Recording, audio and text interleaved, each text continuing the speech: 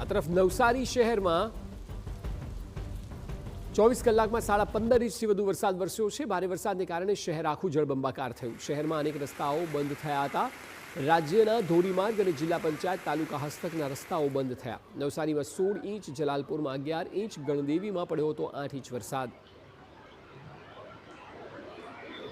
નવસારીની પૂર્ણા, અંબિકા અને કાવેરી નદીઓ પાણીથી છલકાઈ છે। પૂર્ણા નદી ભયજનક સપાટીથી 1 ફૂટ દૂર છે।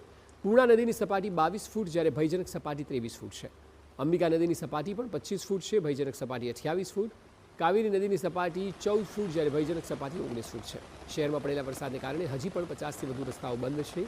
નવસારી શહેરમાંથી 3000 લોકોને સ્થળાંતરિત કરવામાં આવ્યા છે।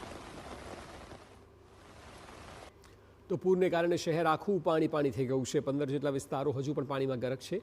2000થી વધુ લોકો વિસ્થાપિત થયા છે।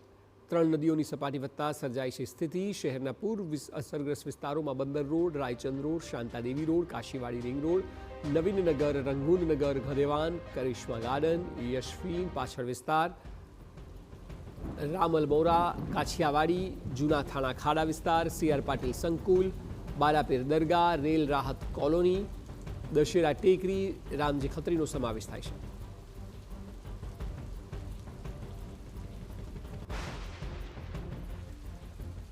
દક્ષિણ રિજનમાં ગત રોજ રેડ એલર્ટને પગલે ધોધમાર વરસાદ ખાબક્યો હતો। તમામ 5 જિલ્લાઓમાં સુરત, નવસારી, વલસાડ અને તાપી જિલ્લાઓમાં ધોધમાર વરસાદ વરસ્યો હતો, જેની સીધી અસર લોકમાતા ગણાતી નદીઓમાં થઈ હતી। નવસારી શહેર અને બિલીમોરા શહેરને 12 કલાક જેટલા સમયથી બાનમાં લીધું છે। પૂર્ણા નદીના જળસ્તર વધવાના કારણે નવસારી શહેરના 10થી વધુ વિસ્તારોમાં પાણી ભરાયા હતા અને પૂરની સ્થિતિ ઊભી થઈ હતી। ખાસ કરીને આજે દ્રશ્યો દેખાઈ રહ્યા છે નવસારી શહેરના રંગૂનનગર વિસ્તારના દ્રશ્યો છે, જે પૂર્ણા નદીના કેચમેન્ટ એરિયામાં આવે છે। નવસારી શહેરનો મહત્વનો વિસ્તાર ગણાય છે। રિંગ રોડ વિસ્તાર છે, જે પાણીમાં ગરક છે। છેલ્લા 12 કલાકથી આ પ્રકારની સ્થિતિ નિર્માણ થઈ છે।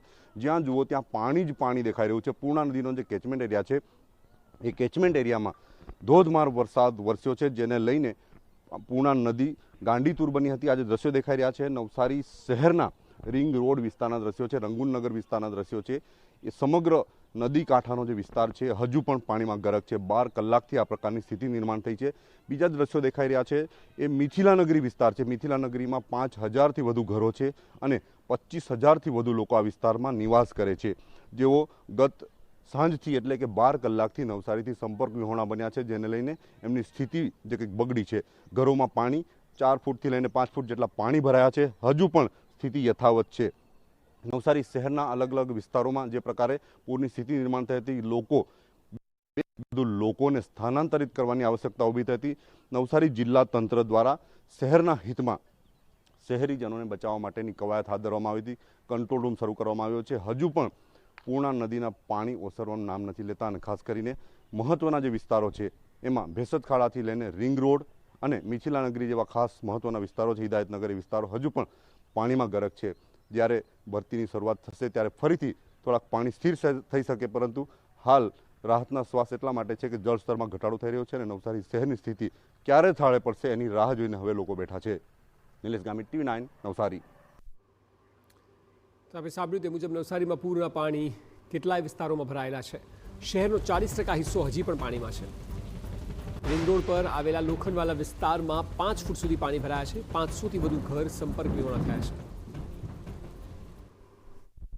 નવસારી શહેર અને જિલ્લામાં ધોધમાર વરસાદના પગલે પૂર્ણા નદી ગાંડીતુર બની હતી। ઉપરવાસમાં હજુ પણ વરસાદને પગલે પૂર્ણા નદીનું જળસ્તર ભયજનક સપાટીથી ઉપર વધી રહ્યું છે। આજે દ્રશ્યો દેખાઈ રહ્યા છે ગત રોજ જે સ્થિતિ નિર્માણ થઈ હતી એમાં ખાસ કરીને પૂર્ણા નદીના નીર નવસારી શહેરમાં પ્રવેશ્યા હતા, એ હજુ પણ યથાવત છે। આજે દ્રશ્યો દેખાઈ રહ્યા છે એ નવસારી શહેરના કમેલા રોડ વિસ્તારના દ્રશ્યો છે, લોખંડવાલા વિસ્તારના દ્રશ્યો છે। દુકાનો હજુ પાણીમાં છે।